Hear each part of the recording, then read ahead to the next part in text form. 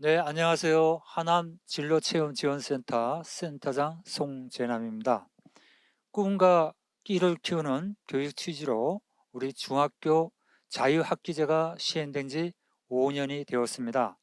다음 단계로 진로와 관련하여 다양하고 세분화된 선택 과목을 이수할 수 있도록 하는 고교 학점제가 현재 고등학교에서 부분적으로 시행되고 있고요. 25년부터는 전면 시행될 예정입니다. 학생들의 진로를 스스로 선택하고 자신의 목표를 향해 주도적으로 나아갈 수 있도록 우리 학생은 물론이고 또 학부모님도 이 교육 과정을 잘 이해해서 자녀와 소통하면서 진로를 도와주어야 하겠습니다. 그런 의미에서 하남 진로체험지원센터에서는 지역교육청과 하남시청 그리고 하남시 학부모 연합회 협력으로 설명회를 갖게 되었습니다. 이 시간 도움이 되는 유익한 시간이 되시길 바랍니다. 이 설명회를 진행해 주실 강사님은 경기도 진로진학 리더십 교사이시고 대기업 대표 강사 그리고 현재 전국 고등학교에 진로 교사로 재직 중이신 문희태 선생님이십니다. 이 설명회를 진행하는 중에 혹시 질의사항이 있으면 댓글을 달아주시면 마무리 시간에 짧게 답변하는 시간을 갖도록 하겠습니다. 그럼 지금부터 문희태 선생님으로부터 고교 학점제에 대해서 우리가 어떻게 대비를 해야 할지에 대해서 도움을 받는 시간을 갖도록 하겠습니다. 예, 안녕하세요. 방금 소개받은 저는 전국고등학교에 근무하고 있는 교사 문희태입니다. 오늘 우리 하남 학부형님 여러분들과 함께 고교학점제에 관련돼서 조금 간단한 논의를 드릴 수 있도록 하겠습니다.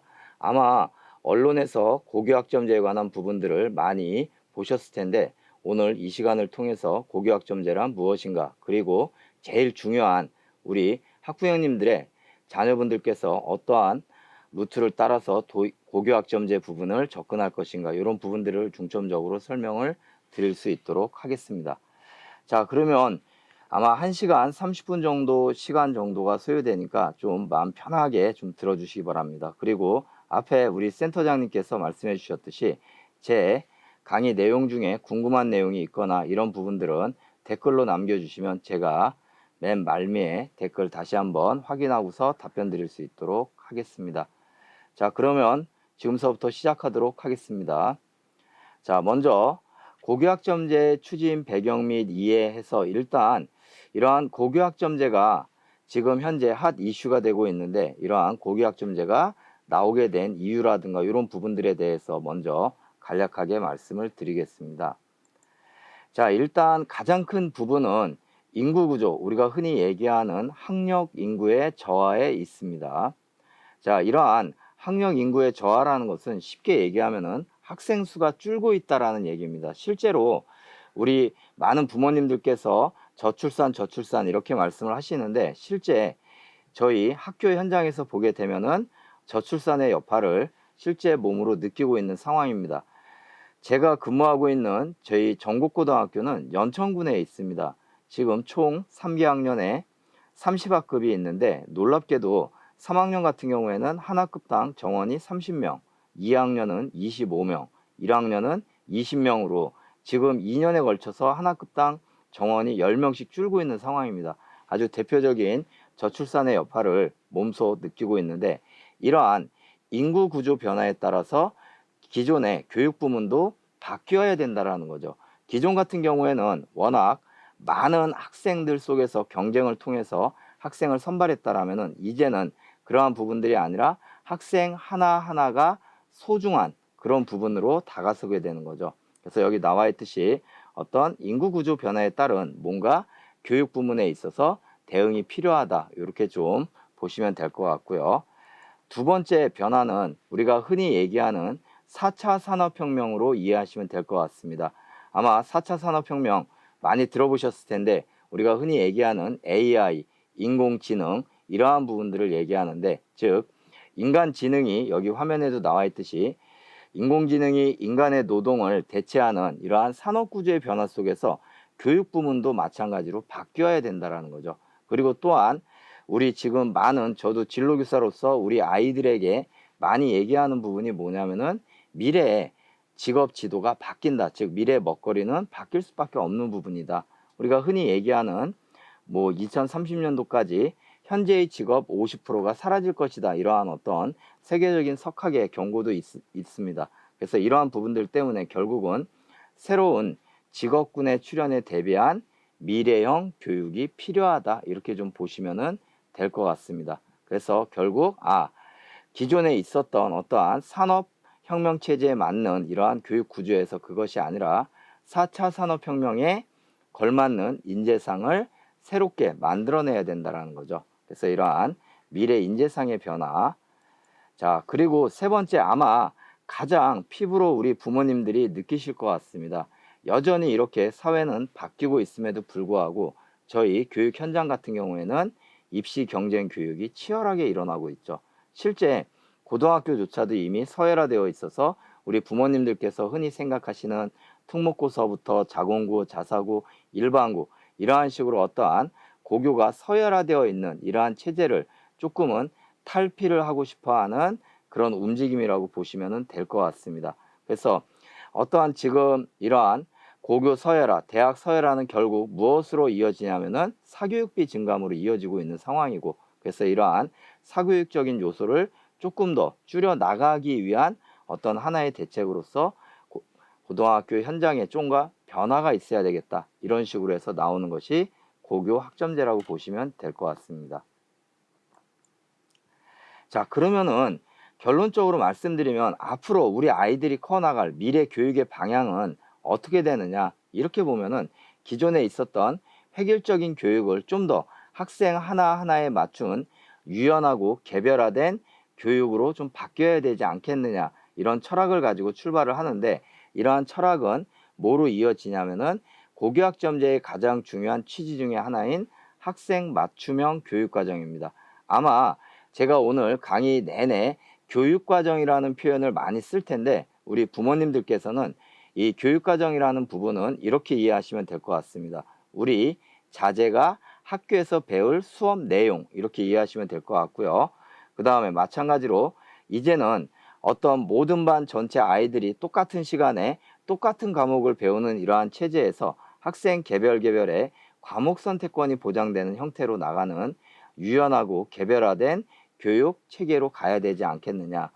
자, 그리고 또 하나 가장 중요한 흐름이겠죠. 입시 중심의 어떠한 교육 체계가 학생의 따뜻한 성장을 돕는 이러한, 즉 학생 개개인의 소질과 소양을 살리는 자기주도적 학습이라든가 진로 개척, 이러한 부분들이 좀 뛰어난 부분으로 가야 되지 않겠느냐. 자, 그리고 세 번째 말씀드렸던 고교 서열화를 좀 더 탈피해가지고 우리 아이들이 집 근처에 어느 학교를 가더라도 충분한 교육이 될 수 있는 좀 수평적이고 다양화된 고등학교 체제를 만들자라는 이런 움직임 속에서 고교학점제가 시작된다라고 보시면 될 것 같습니다. 그래서 이러한 고교학점제는 아직까지는 전면적인 시행은 하지 않고 있습니다. 아마 제가 이제 고교학점제의 로드맵에 대해서도 말씀을 드릴 텐데, 그럼에도 불구하고 이렇게 강의를 지금 하는 이유는 이 고교학점제가 부분적으로 도입이 당장 내년서부터 고등학교 현장에서는 시작이 됩니다. 그래서 이러한 부분들을 좀 말씀을 드리도록 하겠습니다. 자, 제가 고교학점제라는 이제 표현을 썼는데, 그럼 고교학점제가 뭔지에 대해서 이제 가장 아마 우리 학부형님들이 궁금해 하실 것 같습니다. 이 고교학점제라는 개념은 이렇게 보시면 될 것 같아요. 아이들이 자신의 진로와 적성에 따라서 다양한 과목을 선택 이수하여, 여기서 말하는 다양한 과목이라는 것은 본인의 진로와 적성에 맞는 과목이겠죠. 그리고 두 번째, 누적 학점이 기준에 도달하면 졸업을 인정받는 교육과정 이수 운영 제도이다. 자, 아마 이 고교학점제의 핵심 용어 두 가지가 지금 나와 있습니다. 첫 번째는 뭐냐면은 다양한 과목을 선택 이수한다. 뭐에 따라서? 본인의 진로와 적성에 따라서. 자, 그 다음에 학점제라는 표현을 아마 우리 부모님들께서는 대학에서 많이 들어보셨을 겁니다. 예, 맞습니다. 대학에서 말하는 학점제의 개념과 거의 유사하다라고 보시면 됩니다. 근데 이 고교학점제에서는 누적 학점이 기준에 도달하게 되면 졸업을 시키게 됩니다. 그러면 벌써부터 우리 부모님들께서는 걱정이 생기시죠. 아, 우리 아이가 만약에 학점이 기준에 도달하지 못하면 결국 고등학교 졸업을 못하는 거야? 예, 그렇지는 않습니다. 그런 부분들도 만약에 우리 아이들이 기준 학점에 도달하지 못할 경우에는 고등학교에서는 어떻게 처리를 하는지 이런 부분들까지 오늘 말씀을 드릴 수 있도록 하겠습니다. 자, 그러면 다시 한번 강조해서 말씀드리지만 고교학점제의 핵심 취지는 첫 번째, 다양한 과목을 선택 이수하는 것이다. 그 다음에 두 번째는 기존에는 우리 아이들 같은 경우에는 현행 고등학교에서는 출석 일수만 충족시켜주면 누구나 다 졸업이 됐습니다. 그러나 고교학점제에서는 이러한 출석 일수에 다시 학점이 더해진다. 이렇게 좀 보시면 될 것 같고요. 자, 조금 어려운 내용을 다시 한번 풀어서 말씀을 드리겠습니다. 먼저 학점이라는 표현이 이 고등학교에서는 이제 좀 생소한데요. 보통 그동안 고등학교에서는 학점이라는 표현 대신에 단위라는 표현을 써줬습니다. 이 단위라는 것은 어떤 의미냐면은 우리 아이들이 일주일 동안 배우는 교과목 수업 시간을 의미합니다. 예를 들어서 현재 고등학교 1학년 학생들이 국어를 1학년 1학기에 4시간을 배우게 됩니다. 그러면은 이것은 주당 4시간을 배우게 되면 4단위가 되게 됩니다. 이해되시죠? 이렇게 4단위를 총 몇 시간 배우느냐? 17주를 배우게 됩니다. 그런데 고교학점제에서는 이 단위라는 표현 대신에 학점이라는 표현으로 등치가 됩니다. 즉 똑같이 만약에 고등학교에서 우리 아이들이 국어 수업을 주당 4시간 수업을 듣는다. 그러면 국어를 4학점 듣는다. 이렇게 이해하시면 될 것 같습니다. 자, 그래서 실제 현재 고등학교를 보게 되면은 50분 17회 수업인데 이 고교학점제에서는 한 차시를 줄였습니다. 즉 한 주를 줄여가지고 16회 수업을 하게 되고 총 3년간 192학점을 이수하면 된다. 이렇게 좀 이해하시면 될 것 같고요. 가장 중요한 부분입니다. 아까 말씀드렸죠. 그러면 우리 아이 학점에 도달하지 못하면 어떻게 되느냐. 자, 여기 보시면 학점 이수 및 졸업 조건이 있는데 자, 학점을 이수할 수 있는 조건은 두 가지가 있습니다. 첫 번째는 수업별로 3분의 2 출석이 이루어져야 한다. 이거는 현행 똑같습니다. 지금 현재 중학교까지는 의무교육이고 고등학교서부터는 의무교육이 아닙니다. 그래서 실제로 고등학교에서 졸업을 못하는 유일한 케이스가 한 가지가 있는데 그것이 뭐냐면은 출석 일수를 3분의 2를 채우지 못하는 케이스입니다. 즉 우리 아이들이 결석을 3분의 1이나 하는 그런 케이스겠죠. 그런데 여기에다가 고교학점제는 뭐까지 결합을 시켰느냐. 우리 아이들이 배운 과목을 100점 만점이라고 쳤을 때 40점 이상은 성취, 40점 이상은 맞아야 된다라는 얘기입니다. 여기서 이제 고민이 생기는 거죠. 분명히 우리 학생들 중에는 40점 미만인 학생들도 있을 겁니다. 그러면 이런 아이들은 졸업이 안 되는 거냐? 예, 원래 고교학점제의 취지는 졸업이 안 되는 게 맞습니다. 그러나 현행 지금 시행하고 있는 저희 한국형 고교학점제에서는 당연히 고등학교를 졸업을 안 시킨다라는 것은 말이 안 되겠죠. 바로 여기 나와 있는 무엇을 해야 되느냐? 미이수 시에 보충 이수를 해야 한다. 이게 무슨 얘기냐면은 40점 미만을 맞은 학생들 같은 경우에는 일주일 정도의 보충 학습을 따로 듣게 되어 있습니다. 자, 지금 현재 우리 고등학생들 같은 경우에는 내가 시험을 30점, 20점을 맞아도 거기에 대한 피드백이 없습니다. 그냥 30점, 20점으로 끝나는데 고교학점제에서는 그것이 아니라 40점 밑에 40% 미만을 맞게 됐을 경우에는 여기에 대해서 새로운 보충 교육을 받으면 된다. 그래서 이러한 보충 교육을 받아서 다시 또 시험을 보느냐? 그렇지는 않습니다. 그냥 보충 교육을 받는 걸로 끝나게 됩니다. 그래서 일단 우리 부모님들이 가장 걱정하시는 우리 아이가 공부를 못해서 고등학교 졸업 못하는 거야? 그렇진 않다라는 거를 미리 말씀을 드리겠습니다.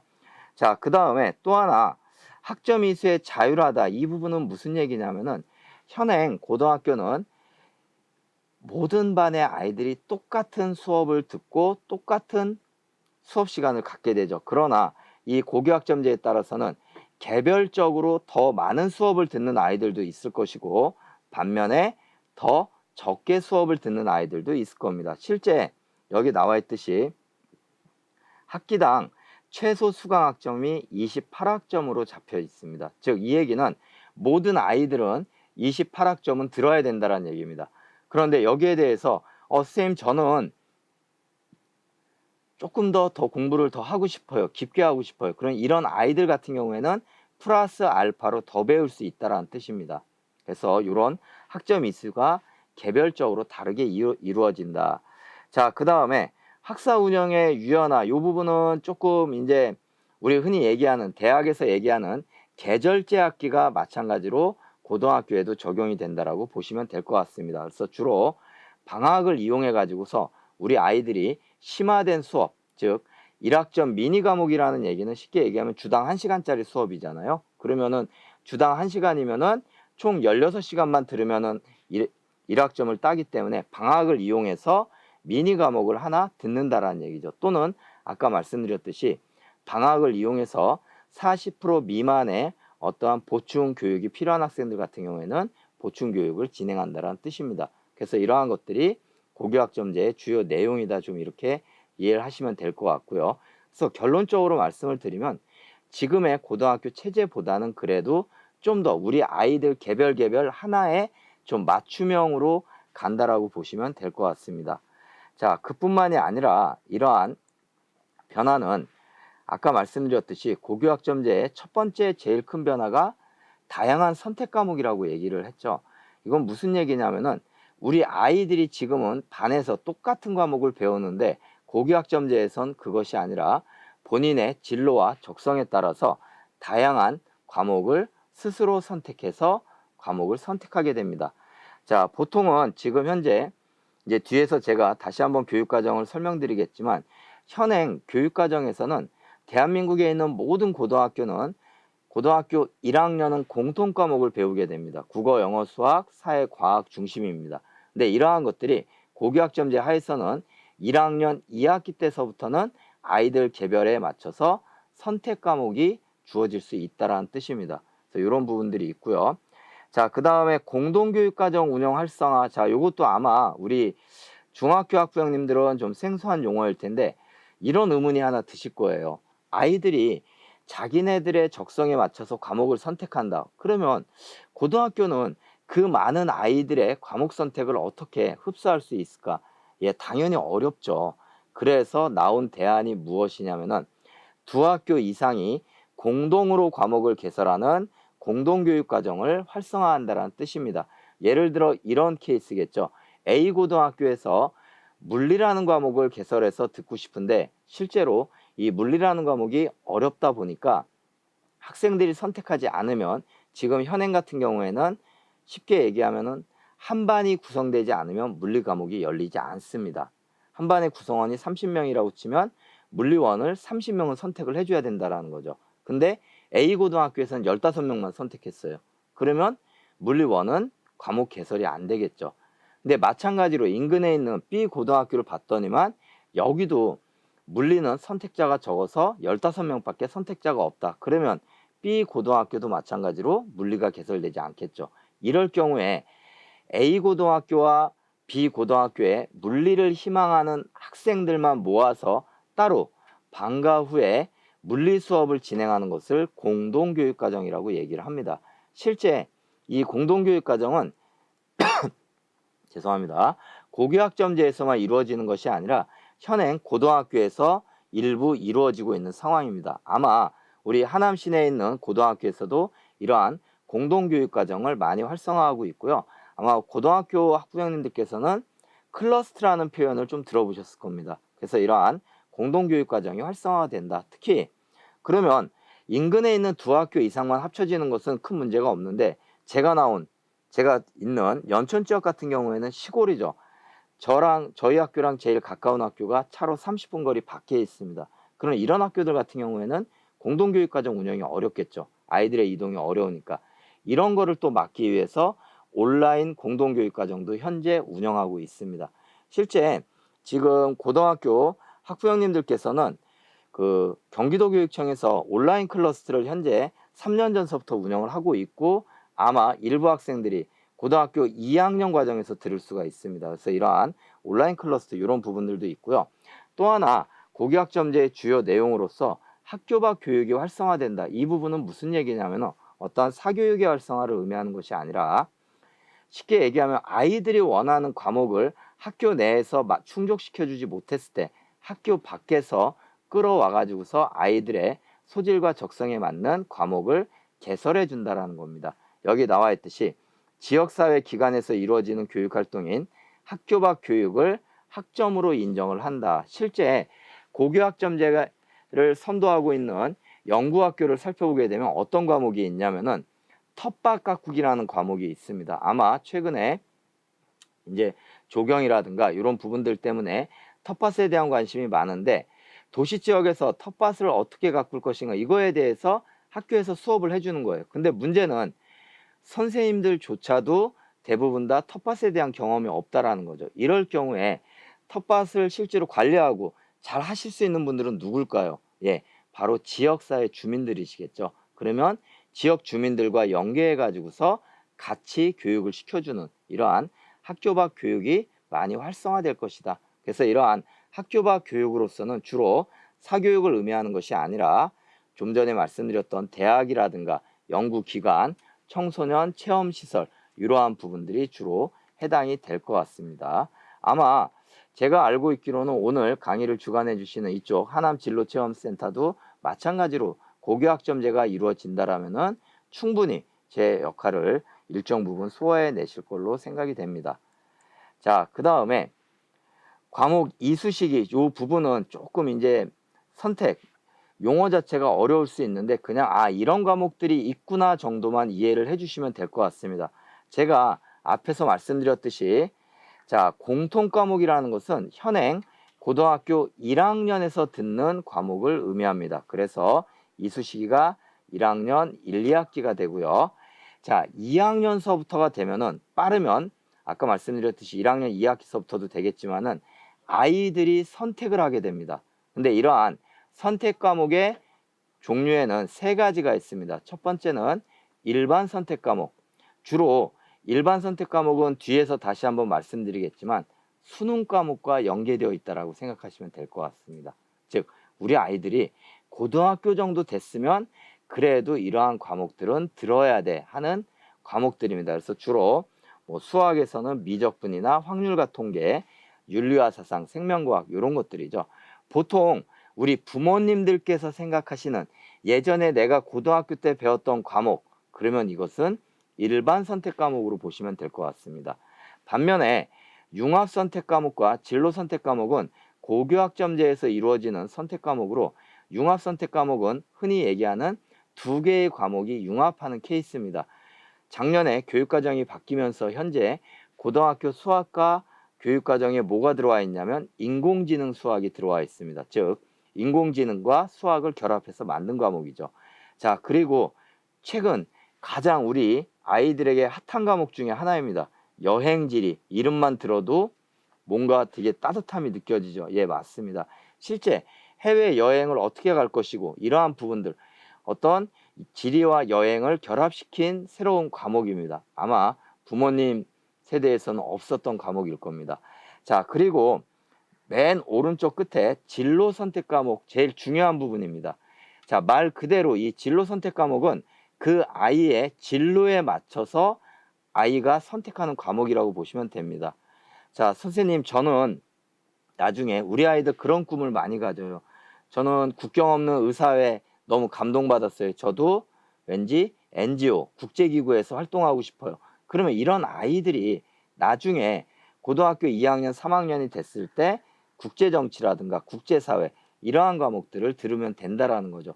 또는 자, 저는 물리 쪽에 관심이 많아요. 물리1, 물리2를 다 들었어요. 그런데도 불구하고 좀 더 어려운 물리 실험을 해보고 싶고 좀 더 깊게 들어가 보고 싶어요, 선생님. 그러면 이런 아이들은 고급 물리학을 들어주시면 됩니다. 그래서 이 고교학점제에서 이러한 진로 선택 과목을 어떤 것으로 가지느냐를 따라서 아이들의 대입에서도 영향을 미치게 됩니다. 이 진로 선택 과목과 대입에 관련된 부분은 제가 뒷부분에서 다시 한번 다룰 수 있도록 하겠습니다. 지금은 과목이 요런 정도만 있구나, 이렇게 이해를 해주시면 될 것 같고요. 자, 그러면은 이런 의문이 하나 드시죠. 이렇게 고교학점제가 됐는데 제일 중요한 건, 그러면 이거는 성적을 안 내나? 만약에 성적을 낸다라면은 우리 아이들의 선택은 어떻게 될까요? 성적을 내는 순간 아마 달라질 겁니다. 왜? 일단은 점수를 잘 받아야 되니까. 자, 아마 중학교 학부형님들은 잘 알고 계시겠지만 현행 중학교까지는 절대평가제입니다. 절대평가제라는 의미는 우리 부모님들이 예전에 받았던 수미양가를 의미합니다. 일정 점수 이상이면 뭐 수, 90점 이상이면 수, 80점 이상이면 우였잖아요. 근데 지금 중학교는 그렇게 안 가고 어떻게 가느냐? A, B, C로 나뉘어집니다. A, B, C로. 반면에 고등학교는 어떻게 가고 있느냐? 안타깝게도 상대평가입니다. 즉, 몇 점이 중요한 게 아니라 우리 아이가 몇 등을 했느냐가 제일 중요합니다. 즉, 1등급서부터 9등급까지 나뉘어져 있습니다. 아마 대입에 반영을 하다 보니까 어쩔 수 없는 선택이지만, 자, 그러면 고교학점제가 되었을 때 이렇게 계속 상대평가로 간다라면은 아이들이 진로에 맞춰서 과목 선택을 할 수 있을까요? 저는 힘들 거라고 생각을 합니다. 왜? 일단은 좋은 점수를 받아야 되고 결국 그것은 대학 진학으로 이루어지기 때문에. 그래서 이것을 막기 위해서 고교학점제에서는 어떠한 점수 체계를 가지고 있느냐? 1학년은 똑같이 석차 등급제입니다. 즉 상대평가입니다. 1학년 때 배우는 과목들은 여전히 지금처럼 1등급에서 9등급까지 가는 상대평가로 운영이 됩니다. 반면에 2학년, 3학년은 선택 과목이라고 말씀드렸죠. 그 아이의 진로와 적성에 맞춘 선택 과목이다 보니까 이거를 상대평가로 운영하는 순간 그 아이는 진로를 무시하고 점수가 잘 나오는 과목을 선택하기 때문에 고교학점제에서는 뭐로 바뀌느냐? 절대평가로 바뀝니다. 그 이름을 여기 나와 있듯이 성취평가제라는 표현을 써주고 있습니다. 그래서 말은 어려운데 그냥 절대평가라고만 보시면 되고요. 어떤 식으로 가냐면은 밑에 예시를 제가 들어놨습니다. 정치와 법이라는 과목을 선택을 하고요. 이 아이는 학점이 4학점이네요. 복습입니다. 학점이 4학점이면 주당 수업 시간이 4시간이란 뜻입니다. 자, 이 아이는 시험을 봤더니만 100점 만점 중에 85점을 맞았습니다. 이게 원점수입니다. 아마 우리 부모님들은 늘 여기에 많이 관심을 갖죠. 시험 보고 오면 너 몇 점 맞았어? 고등학교는 솔직히 지금 현행 고등학교는 몇 점은 중요치 않습니다. 몇 등이 중요한 거지. 자, 근데 85점을 맞게 되면은 자, 성취도별 학생 비율 제일 중요한 겁니다. 고교학점제에서 이 아이는 80점 이상이네, 그러면 A를 준다라는 거예요. 무조건. 60점 이상이네, 그럼 B를 준다라는 뜻입니다. 이해가 되시죠? 그런데 여기에 A만 주는 게 아니라 A를 맞은 아이들의 비율까지 같이 표기를 해줍니다. 이 아이 같은 경우에는 85점으로 B를 맞았고요. B를 맞은 아이들의 비율은 30.9%라는 뜻입니다. 이렇게까지 성적표가 나오게 된다. 만약에 이 아이가 2를 맞게 되면은 아까 말씀드렸듯이 뭐를 하게 되는 거냐? 바로 보충교육을 받게 되는 겁니다. 즉 A, B, C, D까지는 보충교육이 필요가 없고요. 2를 맞게 되면 바로 이 점수가 40% 미만 점수입니다. 이렇게 좀 이해를 하시면 될 것 같습니다. 다시 한번 말씀드리면 고교학점제에서는 절대평가와 상대평가가 혼용되고 있구나. 1학년까지는 상대평가, 2학년서부터는 절대평가로 가는구나. 이렇게 좀 이해해 주시면 될 것 같고요. 자, 좀 전에 말씀드렸죠. 제가 좀 전에 하나 실수했네요. A를 80점이라고 말씀드렸는데 80점이 아니라 90점 이상입니다. 여기 나와 있듯이. 자, 고교학점제에서 자, 미수 대책 보충이수라는 표현 아까 말씀드렸죠. 40% 미만으로 나왔을 때 어떻게 하느냐. 자, 여기 나와 있듯이 자, 총 이렇게 보면은 40% 이상이 60% 미만까지가 2고요. 40% 미만이면 I를 맞게 되네요. I를 맞게 되면은 바로 뭐가 되느냐? 미수가 됩니다. 그러면 이 미수 학생들을 아까 말씀드렸듯이 뭐를 받게 되느냐? 보충교육을 받게 되는 거예요. 물론 우리 부모님 입장에서는 그럴 수는 있을 것 같아요. 나머지 공부라고 좀 생각을 하셔도 될 것 같습니다. 그러나 어쨌든 고교학점제 하에서는 이러한 보충교육을 통해서 우리 아이들이 그래도 최소한의 기본적인 학력은 인정을 받고 넘어간다라고 생각을 하시면 되겠습니다. 자, 근데 이러한 이 미술을 그럼 도대체 언제까지 시키느냐? 아까 말씀드렸죠. 일주일 정도입니다. 또는 방학 중에 한두 시간 정도로 이렇게 간단한 보충교육이 이루어지기 때문에 너무 걱정을 안 하셔도 된다. 이렇게 좀 말씀을 드리고 싶고요. 자, 이 고교학점제가 되면은 지금 당장 강의를 하는 저희들도 바뀌게 됩니다. 지금 저는 오늘 주로 이제 학생의 입장에서 고교학점제를 설명드리고 있지만 학교가 바뀌게끔 되어 있습니다. 한번 생각을 해보세요.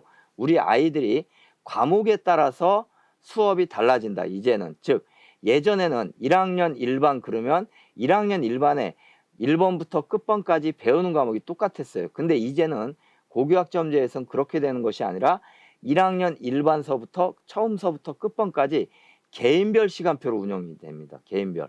실제로 고교학점제 연구학교를 가게 되면은 담임 선생님들이 아이들한테 개별 시간표를 나눠주게 돼요. 그럼 이건 어떠한 의미가 있게 되느냐? 아이들마다 그 교실에 있는 것이 아니라 자기 과목 선택에 따라서 교실을 계속 이동하게 됩니다.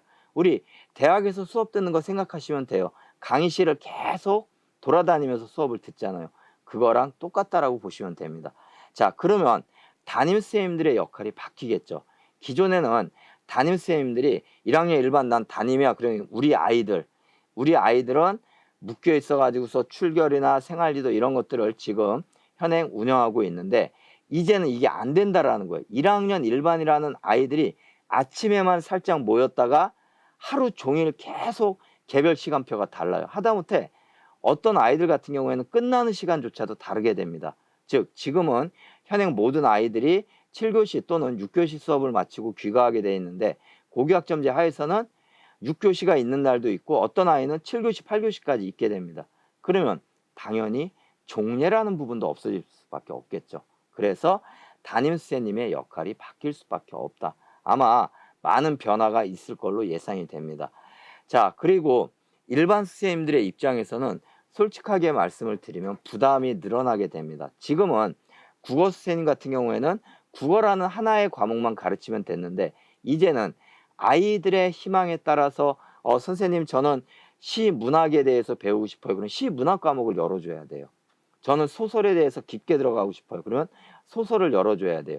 즉 선생님들이 담당하는 과목 수가 많아질 수밖에 없다. 그래서 복수 자격을 활용한 다과목 지도가 요즘은 많이 대세입니다. 그래서 실제로 저희 선생님들 같은 경우에도 지금 엄청나게 연수를 받고 있습니다. 그래서 이러한 것들이 있고요. 자, 마지막으로 저와 같은 진로 선생님들 같은 경우에는 일단은 아이들이 그런 과목 선택을 할 때 무엇에 따라서 과목 선택을 하느냐?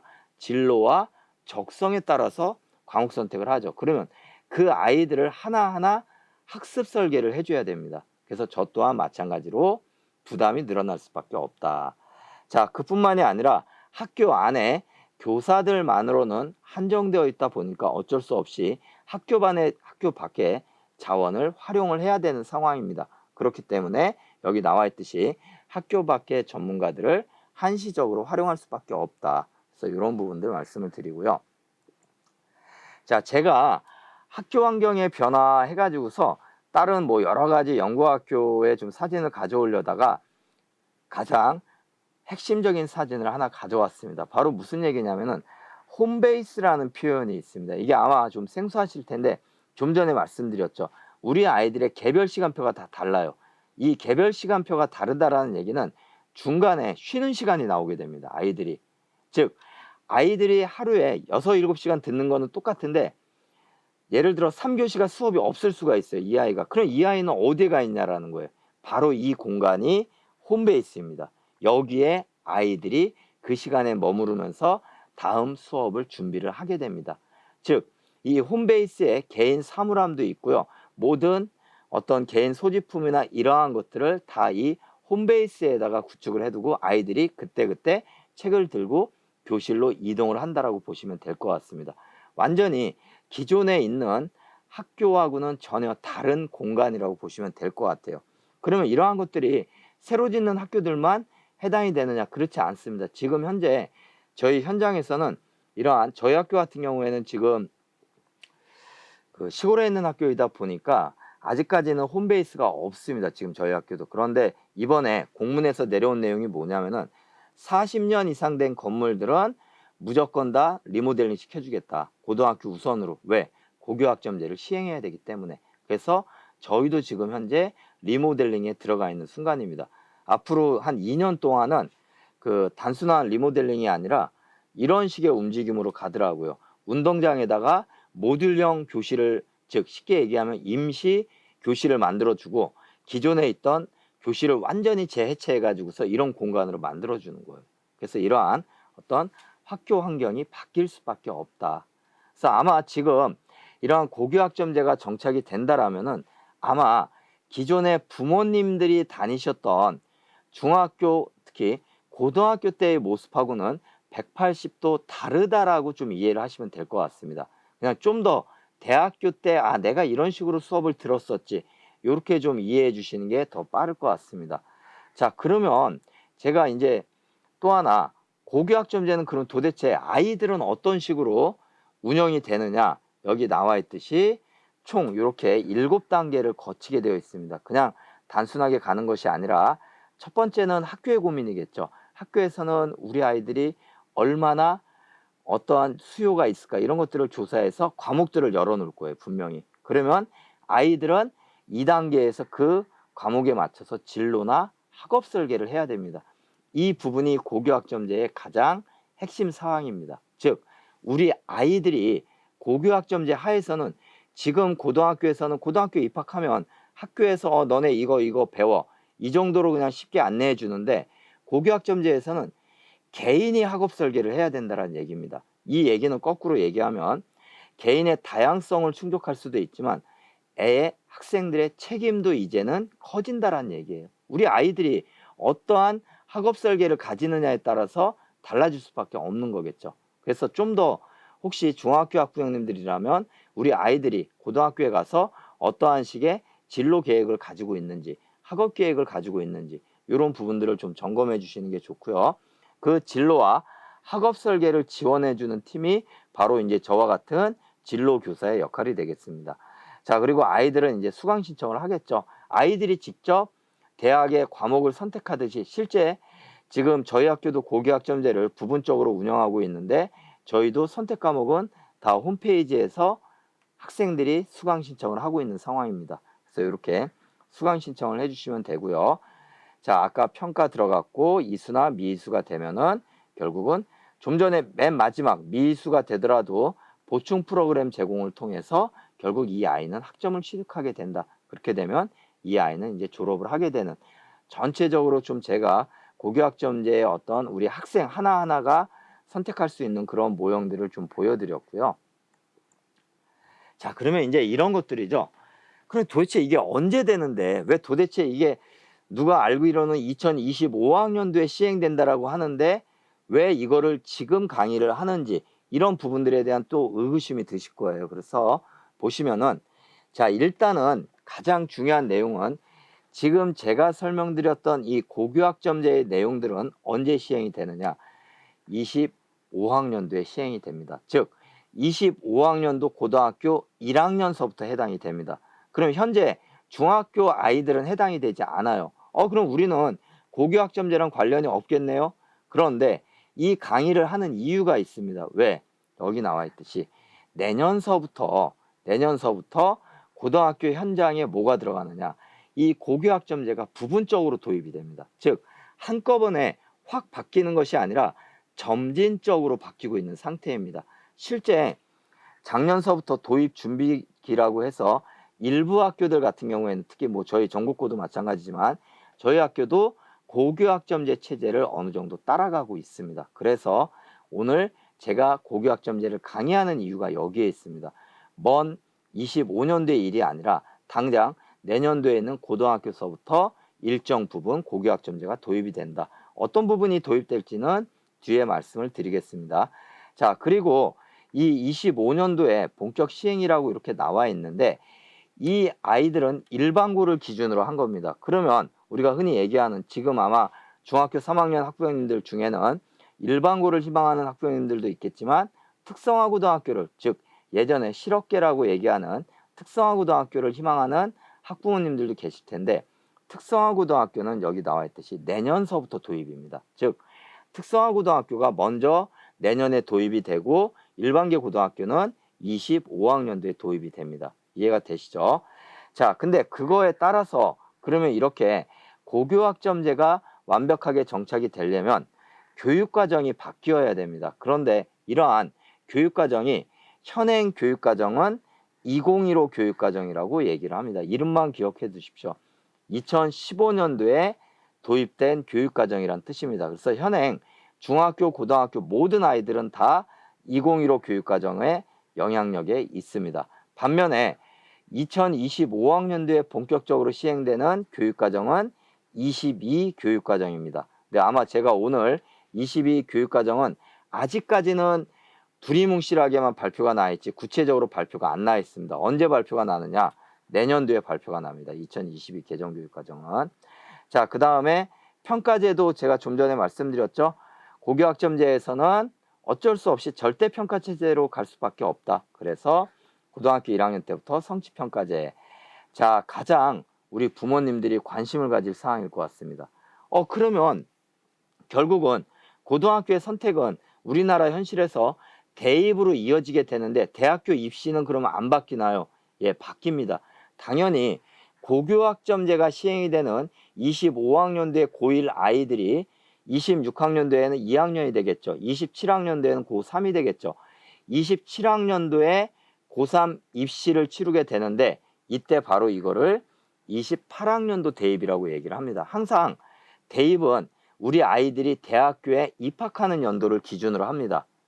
혹시 이 중에 고등학교 3학년 학부형님들이 계시다면은 당연히 올해 대입은 21 대입이 아니라 22 대입입니다. 왜? 우리 아이들이 내년도에 대학교 1학년이 되는 거니까. 자, 그래서 28학년도에는 대입 제도가 완전히 바뀝니다. 지금 뒷부분에 제가 대입 제도를 어느 정도 설명을 드릴 텐데 제가 설명드리는 부분은 27학년도까지만 적용이 되고 28학년도서부터는 완전히 바뀌게 되어 있습니다. 실제 뭐 지금 저도 이제 그쪽에 직간접적으로 이제 참여하고 있는데 주로 이제 많이 얘기 나오고 있는 부분이 지금 대입 같은 경우에는 우리 흔히 얘기하는 수능 시험, 객관식 시험이잖아요.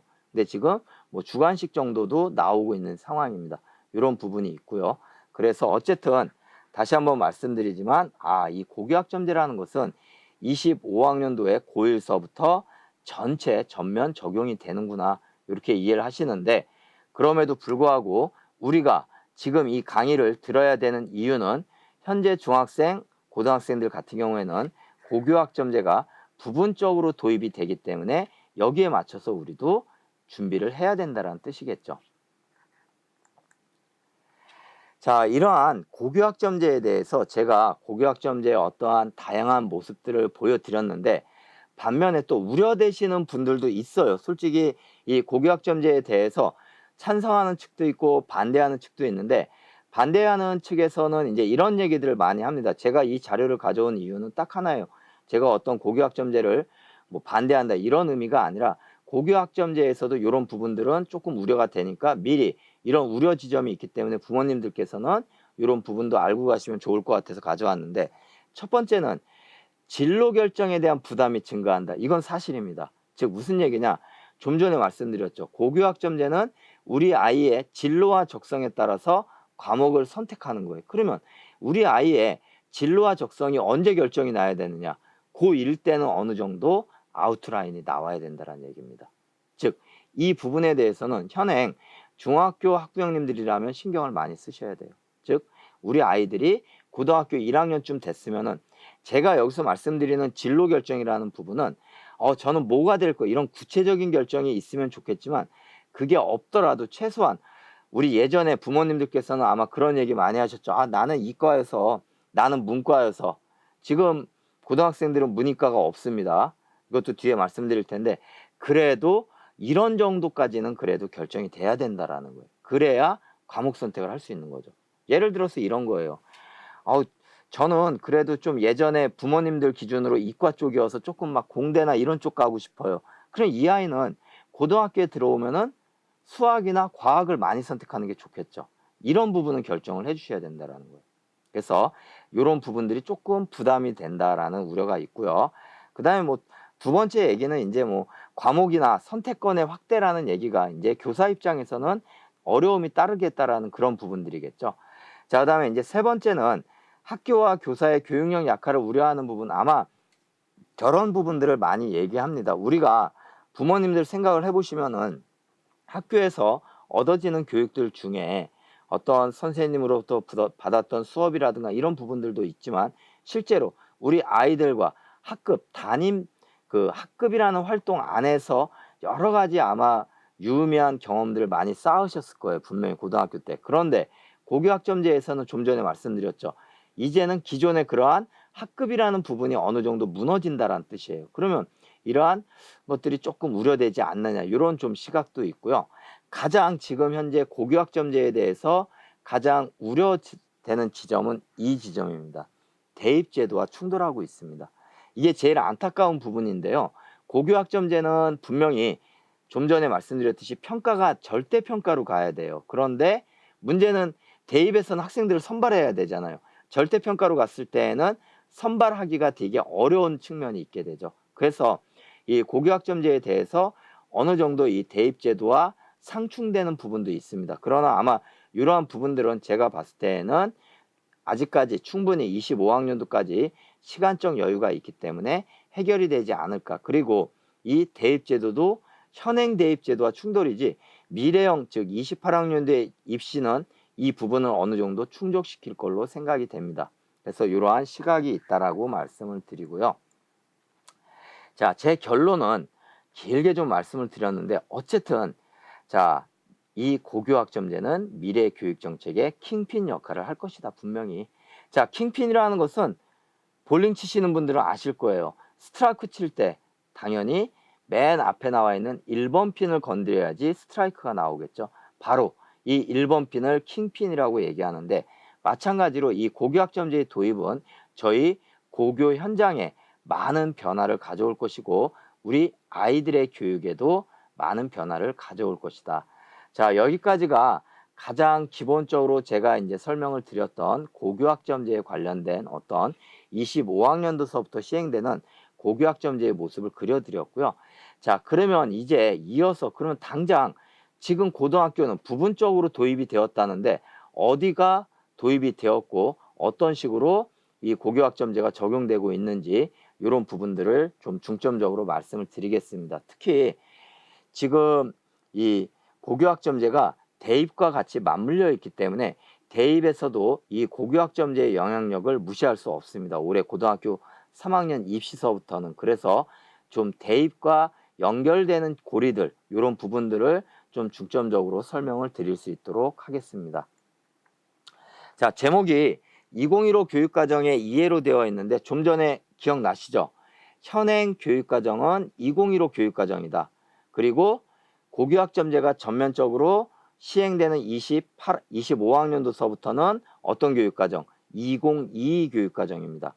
그러나 지금 현행은 2015 교육과정인데 이 교육과정에 대해서 조금 설명을 드리겠습니다. 자, 2015년도 교육과정의 주요 사항 쭉 보시면 뭐 왼쪽에 기본 방향이라든가 이런 것들은 한번 우리 학부형님들께서 읽어보시면 될 것 같고요. 제일 중요한 거는 이 오른쪽에 있습니다. 오른쪽에 있는 내용들은 제가 하나씩 조금 짚어드리겠습니다. 자, 부모님들께서 가장 큰 변화는 맨 밑에 있습니다. 문이과가 폐지가 됐습니다. 이제는 현행 고등학교 3학년서부터는 문과, 이과라는 표현을 쓰지 않습니다. 즉 인문계열, 자연계열이란 말이 없습니다. 우리 부모님들 그런 얘기 많이 했잖아요. 고등학교 때 너 어디 갈 거야? 그러면 전 문과요. 저는 이과요. 이제는 이런 표현이 맞지 않습니다. 우리 아이들은 문과, 이과가 폐지가 되어 있다. 이거를 꼭 기억을 해주시고요. 자, 그 다음에 또 하나의 중요한 내용으로서 공통과목을 도입하였다. 이 공통과목은 혹시 아까 제가 빠르게 넘어갔죠. 고교학점제가 되면은 평가를 절대평가하는데 1학년은 절대평가가 아니라 상대평가라고 얘기했죠. 즉 등급을 낸다. 근데 바로 1학년 때 배우는 과목이 공통과목입니다. 즉 이 공통과목이라는 것은 고등학교 정도의 수준이 되는 아이들이라면 무조건 들어야 돼 하는 과목이에요. 그래서 특목고가 됐든 특성화고등학교가 됐든 일반고등학교가 됐든 1학년 때 배우는 과목들은 다 똑같습니다. 지금 현재 국어, 영어, 수학, 사회, 과학 그리고 한국사가 공통 과목입니다. 그래서 이러한 과목들이 고등학교 1학년 과정에 들어와 있구나. 자, 그 다음에 기존에 국어, 영어, 수학 너무 많이 배웠죠. 왜냐하면은 대입에 가장 중요하기 때문에. 그래서 현행 2015 교육과정에서는 전체 수업 시간 중에 일정 부분은 국영수가 넘어갈 수 없어 이렇게 제한을 두고 있습니다. 그래서 이러한 국어, 영어, 수학 시간에 이수 시간을 적정화하였다. 자, 그 다음에 여기 맨 끝에 있는 이 부분은 좀 전에 설명드렸죠. 고교학점제의 가장 큰 취지인 선택 과목이 다양해야 된다. 이거를 부분 적용하고 있습니다. 그래서 마찬가지로 선택 과목이 다양하게 들어가고 있다. 지금 현재. 그래서 이렇게 좀 말씀을 드릴 것 같고요. 자, 고등학교 교육과정 편제. 자, 요거는 좀 우리 중학교 학부형님들이나 고등학교 학부형님들은 꼭 이제 기억을 해 주셔야 돼요. 자, 예전에 그런 얘기들 제가 저도 이제 고교학점제 외에 대입과 관련된 설명회를 많이 듣는데 많이 진행을 할 때 끝나고 나면은 학부형님들이 그런 질문을 많이 해요. 어느 고등학교를 가야지 제일 우리 아이가 좀 대학 입시에 유리할까요? 그러면서 질문 던지는 게 뭐냐면은 생기부 장수가 많은 학교가 좋은 학교인가 이런 질문들을 많이 하셔요. 왜냐하면은 뭐 나름 타당한 논리이죠. 생기부 그 학교 선생님들이 많이 적어주면 적어줄수록 생기부의 장수가 많아지니까. 자, 그런데 이제는 그렇게 하시면 안 돼요. 이제는 싹 잘라서 어느 학교가 교육과정을 얼마나 잘 만들어주느냐가 중요해요. 지금은요. 거꾸로. 자, 그래서 보시면은 이 고등학교에서 배우는 과목들을 제가 정리를 해놨는데 자, 교과라는 부분이 흔히 얘기하는 우리 아이들이 배우는 과목입니다. 국어, 영어, 수학, 사회과학 이해되시죠? 자, 오른쪽에 창체라는 얘기는 우리가 흔히 얘기하는 비교과라고 얘기하시면 될 것 같습니다. 아마 우리 고등학교 학부형님들은 학생부 종합전형에서 비교과가 중요해 그런 얘기를 좀 살짝 들어보셨을 거예요. 바로 이 비교과를 의미합니다. 자율활동, 동아리활동, 봉사활동, 진로활동을 의미합니다. 이거는 주당 4시간을 운영합니다. 자, 그리고 이 교과가 주당 30시간을 운영을 하게 됩니다. 그래서 고등학교에서는 일반적인 형태에서는 주당 34시간 수업을 운영을 하는 거죠. 그렇기 때문에 학교마다 살짝 차이는 있지만 잘 생각해 보세요. 주당 34시간이니까 하루에 몇 시간씩 수업하는 거예요. 7시간씩 수업하고 하루만 6교시가 있게 됩니다. 지금 현재. 이런 식으로 이루어져 있고요. 이 교과는 다시 보통교과와 전문교과로 나뉘어지는데요. 보통교과는 흔히 일반계 고등학교에서 배우는 과목이라고 보시면 될 것 같고요. 전문교과는 이름 그대로 뭔가 전문적인 겁니다. 전문교과 1은 특목고에서 배우는 과목들이에요. 예를 들어서 외고 같은 경우에는 외국어를 좀 더 많이 들어야 되겠죠. 그래서 이러한 전문교과. 반면에 전문교과 2 같은 경우에는 어떤 과목이냐? 특성화 고등학교에서 배우는 과목입니다. 좀 이따 보여드리겠습니다. 자, 다시 일반계 고등학교에서 배우는 과목은 공통과목, 고등학교 1학년 과목이라고 얘기했죠. 2학년 때 배우는 과목은 2, 3학년 때에는 선택 과목으로 바뀌게 됩니다. 이 선택 과목은 일반 선택과 진로 선택. 자, 제가 앞에서 말씀드렸죠. 진로 선택이 중요하다. 지금 현재도 진로 선택 과목이라는 표현을 쓰고 있습니다.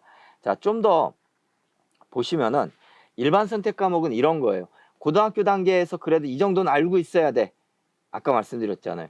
우리 부모님들이 예전에 고등학교에서 배웠던 과목들, 이런 것들이 다 일반 선택 과목입니다. 반면에 진로 선택 과목은 그것이 아니라 그 아이의 소질과 적성에 따라서 아이가 선택하는 거다 보니까 교과 융합학습, 진로 안내학습 이런 것들이 있는데요. 문제는 뭐냐? 지금도 우리 아이들이 졸업을 하려면 조건이 있습니다. 진로 선택 과목을 무조건 3과목을 들어야 됩니다. 즉 우리 아이들은 어느 고등학교를 가든지 간에 최소한 3번의 선택 과목을 선택을 해야 된다는 뜻입니다. 이 얘기는.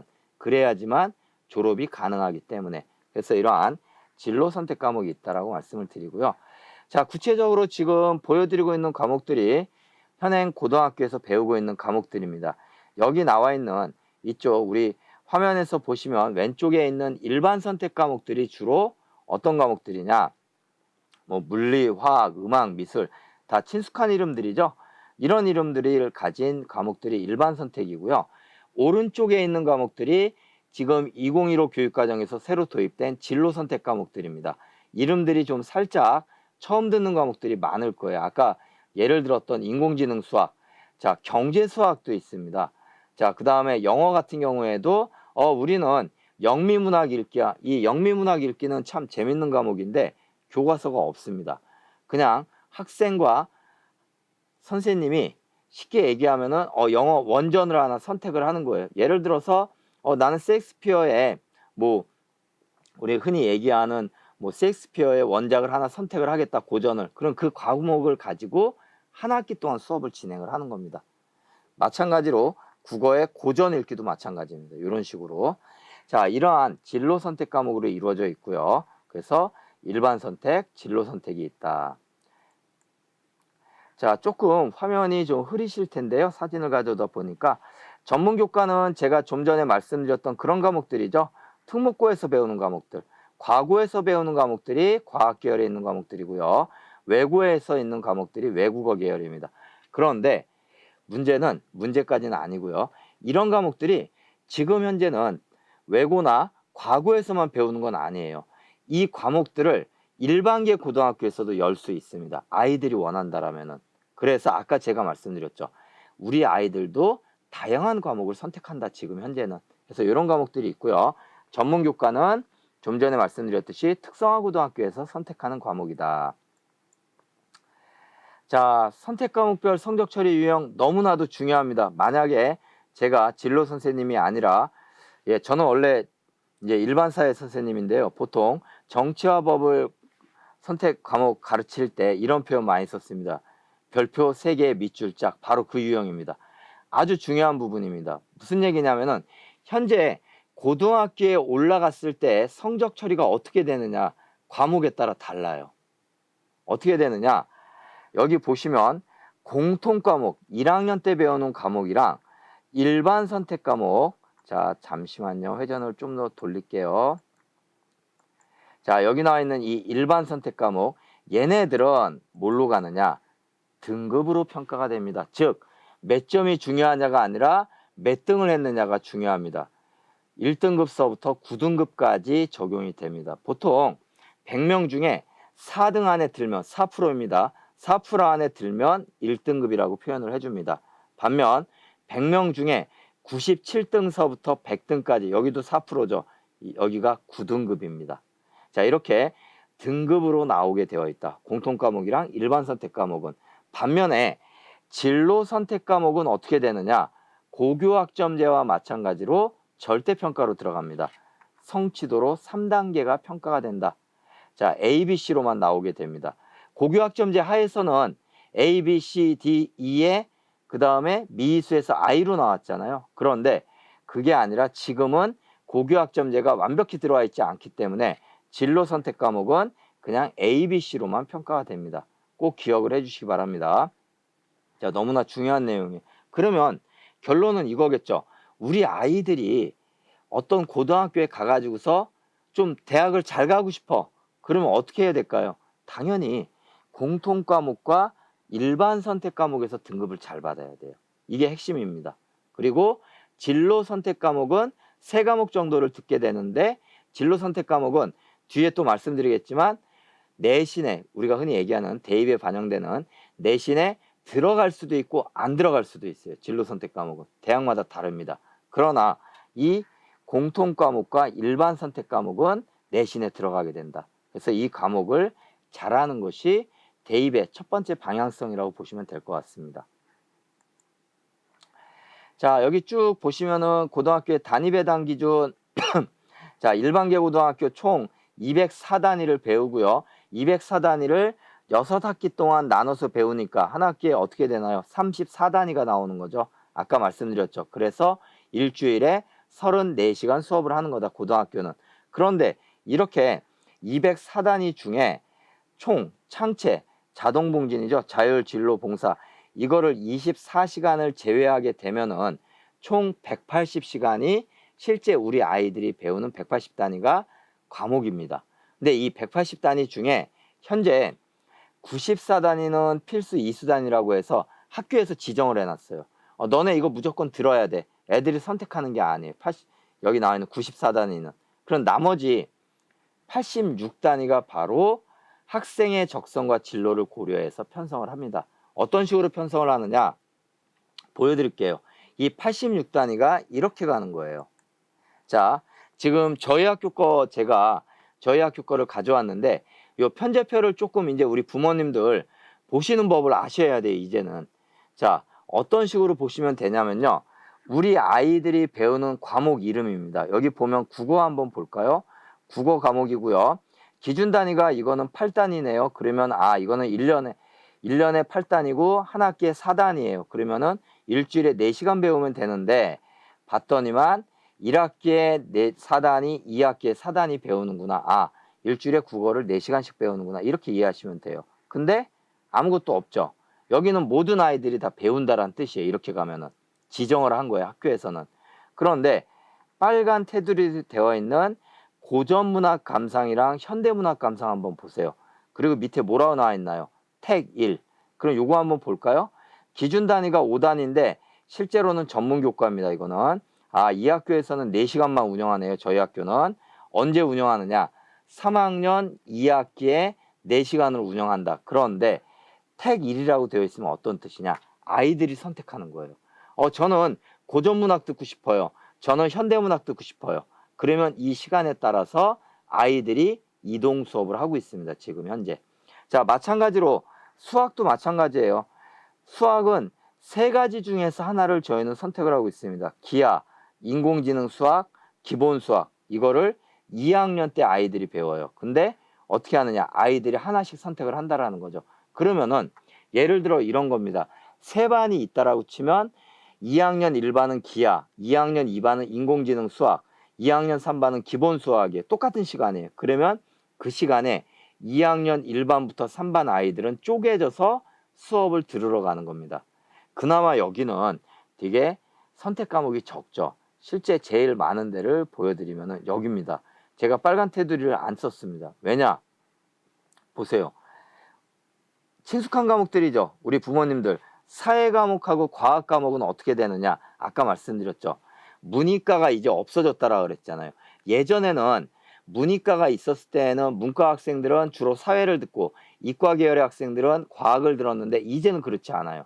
아이들이 과학과 사회를 동시에 선택을 합니다. 그냥. 예를 들어서 저는 그래도 저는 좀 사회 계열로 가고 싶어요. 그럼 이 아이는 2학년 때 한국지리, 동아시아사, 정치화법, 경제 이렇게 사회만 4과목 고를 수 있어요. 또는 저는 아인슈타인처럼 물리를 공부하고 싶어요. 그럼 이 아이는 물리, 생명화학, 지구과학을 4시간 고를 수도 있습니다. 이렇게 가는데 이런 것도 가능해요. 어떻게 되느냐? 저는 균형 잡힌 사고로 한국지리, 동아시아 2과목에 화학과 지구과학, 과학 2과목 배우고 싶어요. 이렇게도 갈 수 있어요. 즉 아이들의 선택에 따라 달라지죠. 그러면은 자, 이 4과목은 어떻게 운영할 수 있을까요? 예전에는 한국지리반, 동아시아사반 이렇게 됐었죠. 지금은 불가능해요. 그럼 어떻게 가느냐? 저희가 말씀드렸죠. 저희 한 학년에 10반이 있다고. 10반이 월요일 날 1교시가 사회과학 시간이에요. 그러면은 10반이 월요일 날은 10개 반으로 다 쪼개져 가지고 자기가 원하는 과목을 듣는 거예요. 이렇게 이동 수업을 지금 시행하고 있다. 많은 고등학교들이 지금 다 이렇게 가고 있습니다. 즉 얼마나 고등학교에서 과목을 다양하게 열어주느냐, 이게 또 핵심 사항으로 보시면 될 것 같아요. 그래서 이 중에 중학교 학부형님들이 계시다면은 이제는 제가 아까 말씀드렸죠. 그 학교가 생기부 몇 장 써준데 이게 중요한 것이 아니라 그 학교가 얼마나 아이들에게 다양한 과목을 열어주고 아이들에게 선택권을 주어지느냐, 이게 중요한 포인트다. 고등학교를 선택하는. 그래서 그 부분들을 좀 한번 보시고요. 조금 더 관심 있게 들어가시면 차라리 이렇게 말씀을 하세요. 선생님네 학교에 교육과정 편제표가 어떻게 되죠? 편제표 좀 주세요. 그걸 보시고서 그 학교의 어떠한 교육 과정을 좀 살펴보시는 게 제가 봤을 때에는 좋은 고등학교를 선택하는 또 하나의 기준이 될 것 같습니다. 자, 실제로 이 2015 교육과정이 도입이 된 다음에 대학 현장에서 살펴봤더니만 이 2015 교육과정이 처음 적용된 게 작년 고3이고요. 올해 고3이 이제 두 번째로 적용인데 뭐라고 얘기하느냐. 예전에 비해서 사회나 과학 과목에서 선택이 많이 늘어났다. 아이들이. 즉 다양한 과목들이 생겼다라는 뜻입니다. 아까 말씀드렸잖아요.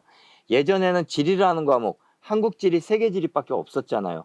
근데 이제는 여행지리 이러한 식으로 어떠한 새로운 과목들이 많이 생기고 있다. 이런 부분도 보시면 좋고요. 자, 이제 거의 마지막 이제 시간입니다. 고교학점제와 관련돼서 대입 환경의 변화를 좀 볼 수 있도록 하겠습니다. 자, 그러면 이렇게 고교학점제가 일정 부분 고등학교 현장에 들어와 있는 상황인데 이것이 대입에 어떠한 영향을 미치느냐 이 부분에 관련돼서 좀 말씀을 드리겠습니다. 특히 현재 고등학교에 계신 학부형님들께서는 중3 학부형님들과 좀 잘 들어주시면 좋을 것 같습니다. 자, 일단 우리 대학에서 학생을 선발하는 이 네 가지 유형은요. 고교학점제가 전면 도입되는 2028학년도 새로운 대입 전형 전까지는 이 유형이라고 보시면 됩니다. 대학에서 학생을 선발하는 방법은 네 가지 중에 한 가지입니다. 되게 복잡하지만요. 첫 번째는 학생부 교과 전형, 내신만 가지고 선발하는 거예요. 쉽게 얘기하면요. 그 다음에 많이 들어보셨죠. 학생부 종합 전형, 교과 성적에다가 그 아이의 교과 활동을 같이 보는 거죠. 그리고 세 번째가 너무나도 유명한 수능 전형, 그리고 이제 일부 서울권 대학을 중심으로 한 논술 전형이 실시된다라고 보시면 될 것 같습니다. 자, 이러한 네 가지 큰 틀은 현행 중학교, 고등학교 학부형님들 똑같다라고 보시면 될 것 같고요. 자, 이 과정에서 올해 수능이 바뀌었습니다. 그래서 작년까지만 하더라도 수능이 여기 보면은 수학에서 문과형 수학, 이과형 수학이 있었는데 이제는 그런 것이 아니라 수능도 어떻게 되느냐. 선택 과목이 등장하였다. 즉 보시면은 국어라는 과목에 100점 만점인데 76점은 모든 아이들이 똑같이 시험을 보는 거예요. 나머지 24점은 화법과 작문, 언어와 매체를 선택을 하는 거예요. 즉 우리 아이가 선택하는 겁니다. 이거는 마찬가지입니다. 수학도 보게 되면은 74점은 공통인데요. 나머지 26점은 어떻게 되느냐. 확률과 통계, 미적분, 기하 중에서 하나를 선택하도록 되어 있습니다. 그런데 뒤에 또 말씀드려야 되겠네요. 영어나 한국사는 절대평가입니다. 그냥 우리가 흔히 얘기하는 영어 같은 경우 영어나 한국사는 등급이 아니라 절대평가이다. 그리고 제2외국어도 절대평가이다. 이렇게 보시면 될 것 같고요. 제가 여기서 설명드리고 싶은 거는 딱 하나입니다. 수학을 좀 가만히 봐두시면요. 수학 다들 어렵잖아요. 그런데 수학이 세 과목이 있는데 확률과 통계, 미적분, 기하가 있는데 미적분과 기하는 예전 이과 학생들이 배우던 수학입니다. 확률과 통계는 예전 문과 학생들이 배우던 수학입니다. 당연히 어떤 게 더 쉬울까요? 확률과 통계가 쉽겠죠. 굳이 어려운 미적분이나 기하를 선택 안 하겠죠, 아이들이. 그래서 대학들이 머리를 씁니다. 지금 현재 어떻게 머리를 쓰고 있느냐. 자, 보시면 우리 대학 오려면 수능에서 이 과목을 선택해야 돼. 이렇게 지정을 해놨어요. 지금 현재. 근데 이 지정이 얼마나 재밌냐면은 국어는 대한민국에 있는 대학은 199개 대학입니다. 그런데 이제 실제 지금 자료로는 183개 학교가 발표를 했는데 우리는 국어는 신경 안 쓰겠다라는 거예요. 언어와 매체를 선택하든 화법과 작문을 선택하든 우리는 신경 안 써. 이게 국어 영역이에요. 그러니까 국어는 고민 안 하셔도 돼요. 우리 아이들이 가장 점수를 잘 나올 수 있는 걸 선택하면 돼요. 그런데 수학에서 문제가 생깁니다. 수학 좀 전에 말씀드렸죠. 확률과 통계는 좀 더 쉬운 수학, 미적분과 기하는 어려운 수학. 그러니까 무려 서울권을 중심으로 해서 서울에 있는 대학들이 머리를 씁니다. 어떻게? 우리 대학 오려면 확통 안 돼. 미적분이나 기하만 선택할 수 있어. 이렇게 얘기를 하는 거예요. 반면에 대부분의 지방권에 있는 대학들은 우리는 상관없어. 우리는 그냥 미적분, 기하, 확률과 통계 아무거나 상관없어. 이렇게 얘기를 합니다. 자, 또 하나 탐구 영역에서 대부분의 대학들은 사회, 과학, 직업이라는 것은 이제 전문계 학교를 얘기합니다. 사회나 과학에서 우리 아무거나 신경 안 써 이렇게 얘기를 하는데 또 안타깝게도 서울에 있는 일부 대학들은 에이 그래도 공대 오려면 물리 배워야지. 에이 그래도 자연계열이면 당연히 물리를 배워야지 하고서 과학을 지정을 해버렸습니다. 무조건 과학만 선택을 하라고 얘기를 하는 거죠. 자, 그래서 이런 부분입니다. 여기 보시면 자, 인문계열은 이제 정리해서 빨리 말씀을 드리겠습니다. 인문계열 지금 보시면 뜬금없이 웬 인문사회계열? 자, 고등학교는 문과 이과가 없는데 대학은 여전히 문과 이과가 있습니다. 이렇게 생각하시면 돼요. 우리 아이가 아까 말씀드렸죠. NGO, 국제정치 쪽으로 가고 싶어. 그러면 이 아이는 인문사회 계열이에요. 저는 물리를 공부하고 싶어요. 이 아이는 자연 계열이에요. 그러면 인문사회 계열은 선택 과목에 제한이 없습니다. 보시면 국어 아무거나 택일, 수학도 택일, 탐구도 사회과학 계열 구분 없이 반영이죠. 무슨 얘기냐? 잘할 수 있는 거 골라주시면 돼요. 인문사회 계열을 희망하는 아이는. 자, 반면에 자연 계열을 희망하는 아이는 국어는 상관이 없는데 수학은 어때요? 여기 나와 있는 맨 밑에 한번 보세요. 서울권에 있는 대학을 중심으로 해서 미적분이나 기하가 필수로 픽스되어 있습니다. 지금 무슨 얘기냐? 이 아이들은 확통을 선택하면 안 돼요. 미적분이나 기하를 선택해야 됩니다. 자, 아니 왜 대학 얘기를 왜 하는데? 자, 그러면 미적분이나 기하 언제 배워요? 고등학교 때 배우겠죠. 고등학교 때 선택을 한다라는 거예요. 우리 아이들이. 즉 우리 아이들이 최소한 고등학교 1학년 때 내가 자연계열로 갈지 인문계열로 갈지 이런 부분들이 결정이 나야지만 과목 선택을 할 수 있다라는 뜻입니다. 그래서 이렇게 좀 말씀을 드렸고요. 자, 과학도 마찬가지로 서울권에 있는 대학들은 과학이 중요하다. 자, 그 다음에 아까 진로 선택 과목 말씀드렸잖아요. 우리 아이들이 등급이 아니라 A, B, C로 평가되는 진로 선택 과목을 3과목 이상 들어야 됩니다. 고등학교에서는 현행. 그런데 이거를 대학에서 내신에 넣는 대학들이 있고 안 넣는 대학들이 있어요. 미반영하는 대학들도 이렇게 있고요. 반영하는 대학들도 있는데 성취도에 따른 환산 점수 부여, 말이 되게 어렵죠. 쉽게 얘기하면 이거예요. A, B, C로 평가한다라 그랬잖아요. A는 1등급, B는 3등급, C는 5등급 이런 식으로 처리하겠다라는 거예요. 그러면 이 뜻은 뭘까요? 진로 선택 과목도 버려서는 안 된다. 우리 아이들이 최소한 진로 선택 과목도 A를 맞을 수 있도록 노력을 해야 한다. 그럼 A, B, C 중에 A가 몇 점이냐? 80점 이상입니다. 그래서 A를 맞을 수 있도록 노력을 해야 되고요.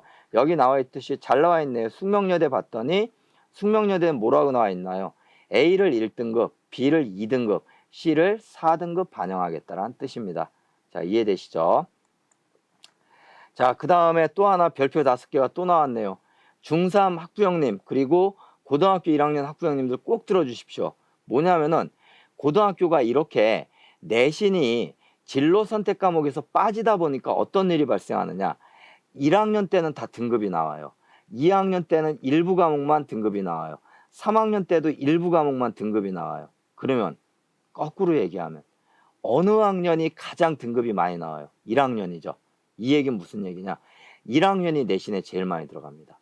즉 많은 학부형님들이 오해하시는 게 중학교 때 고등학교로 올라오는 내신은 200점 만점입니다. 그리고 중학교 1학년은 내신에 안 들어가요. 2학년, 3학년이 너무나도 중요하니까 고등학교도 2학년, 3학년 때 열심히 하면 되겠구나. 아니에요. 이젠 바뀌었어요. 고등학교의 내신은 1, 2학년 때 완성이 됩니다. 무조건. 왜냐하면 3학년 때는 A, B, C로 평가되는 진로 선택 과목이 거의 다 있어요. 실제로 지금 저희 다음 주에 저희 학교도 2차 지표 평가를 보는데 3학년에 자연 계열을 희망하는 아이들은 등급이 나오는 과목이 3과목밖에 없습니다. 1학년 때는 등급이 나오는 과목이 8개예요. 그리고 대학들은 학년별 반영 비율이 없습니다. 여기 나와 있듯이. 그냥 1학년 1학기부터 3학년 1학기까지 등급 나오는 과목을 다 더하는 거예요. 그렇기 때문에 다시 한번 말씀드리지만 자, 고등학교에서의 내신의 완성은 2학년 제일 중요하다. 1, 2학년 때 거의 끝난다라고 보시면 될 것 같습니다. 자, 여기까지가 이제 교과 전형과 수능 전형 말씀드렸고요. 자, 이러한 종합전형 우리 부모님들 많은 관심을 가지는데 종합전형 우리가 흔히 얘기하는 막 스펙이라든가 비교과 활동 열심히 해야 돼 이런 식으로 많이 말씀하셨는데 실제로는 그렇지 않습니다. 이제는 생기부에 기재될 수 있는 모든 것들이 거의 다 제한되어 있고요. 거꾸로 전공과 관련된 노력하는 과정을 뭘 통해서 알 수 있느냐? 과목 선택을 통해서 알 수가 있습니다. 자, 실제로 보면은 이런 거예요.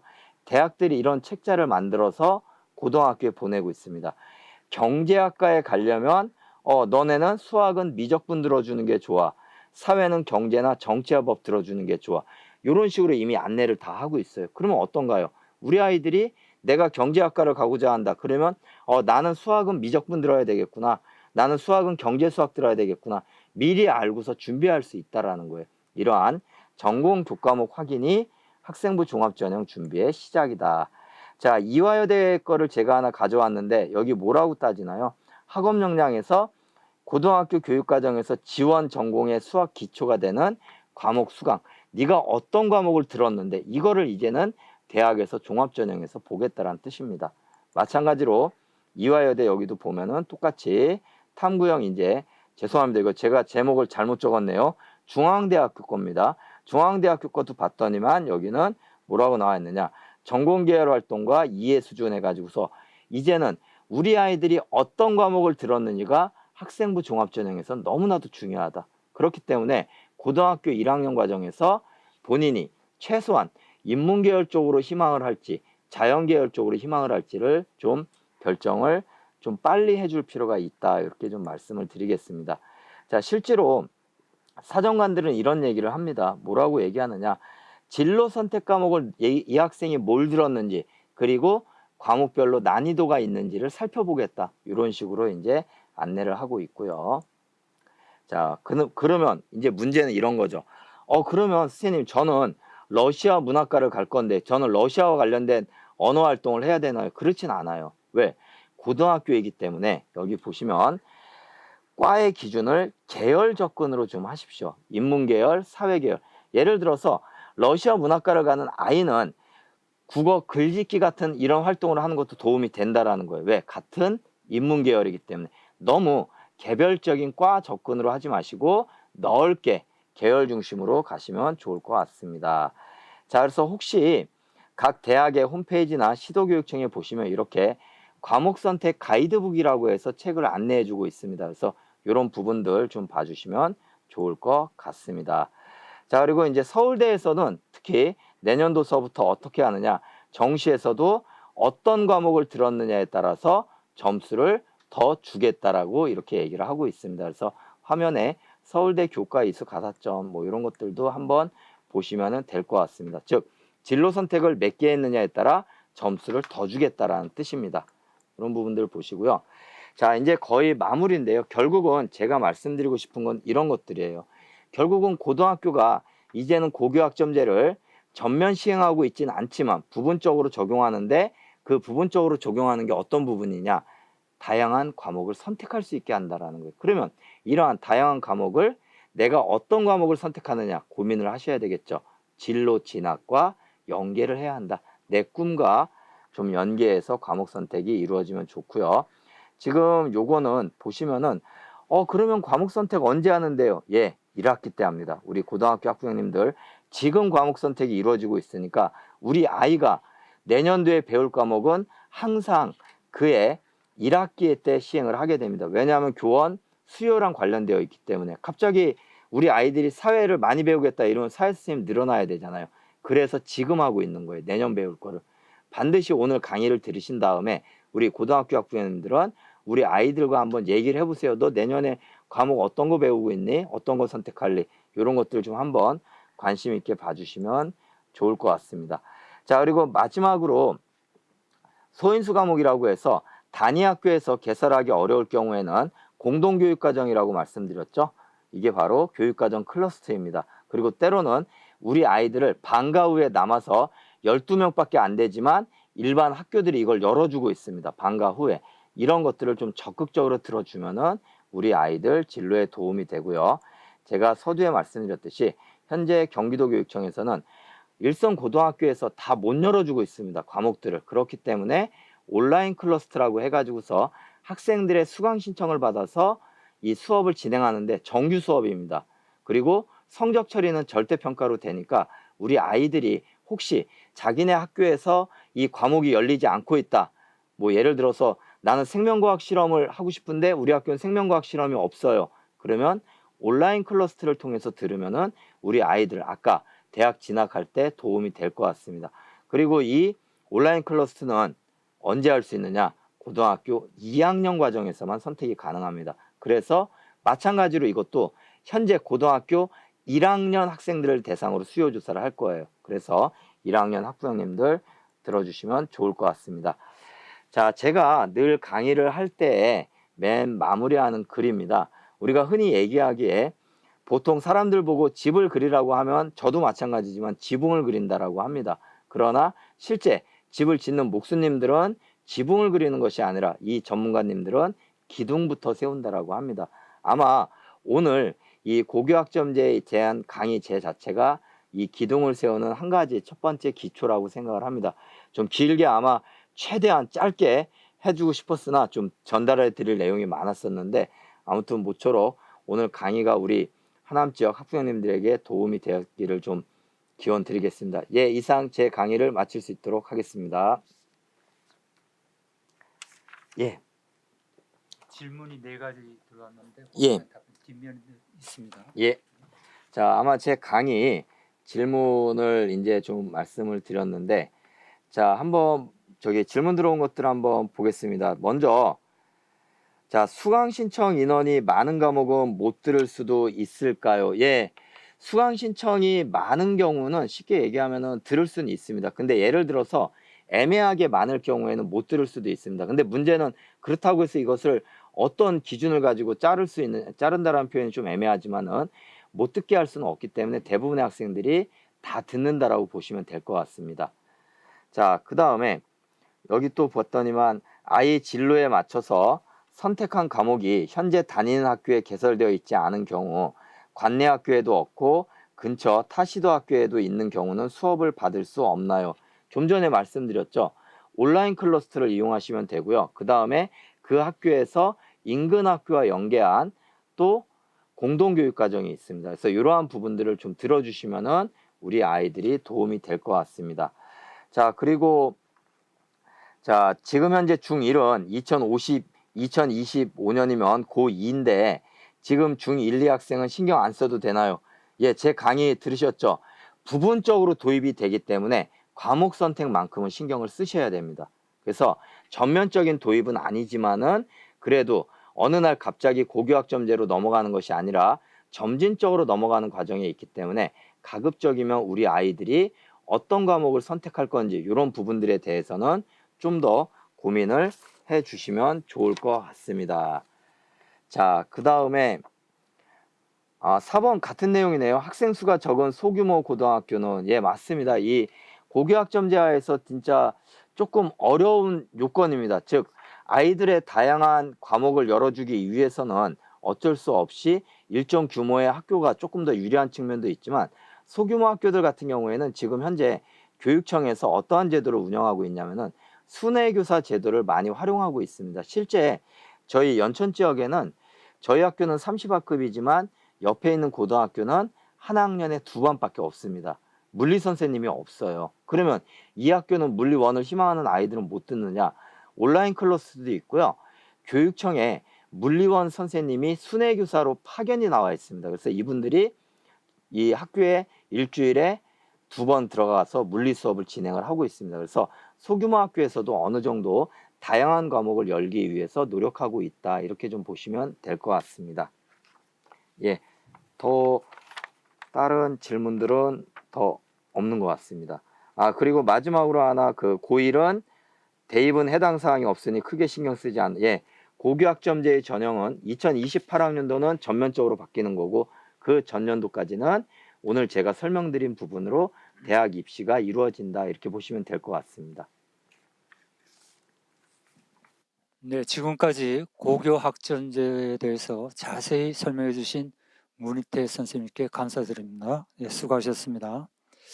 오늘 설명회를 다시 보고 싶거나 또 보지 못하신 분들을 위해서 하남시 혁신교육지원센터 유튜브 채널에 탑재를 해 놓겠습니다. 그래서 하남 지역의 우리 학생들과 또 학부모들에게 유익한 정보가 되고 또 학생들의 진로를 설계하고 역량을 키우는데 큰 도움이 되었으면 합니다. 이것으로 21년 하남시 학부모 진로 아카데미 고교 학점제 설명회를 마치도록 하겠습니다. 네, 감사합니다. 고맙습니다.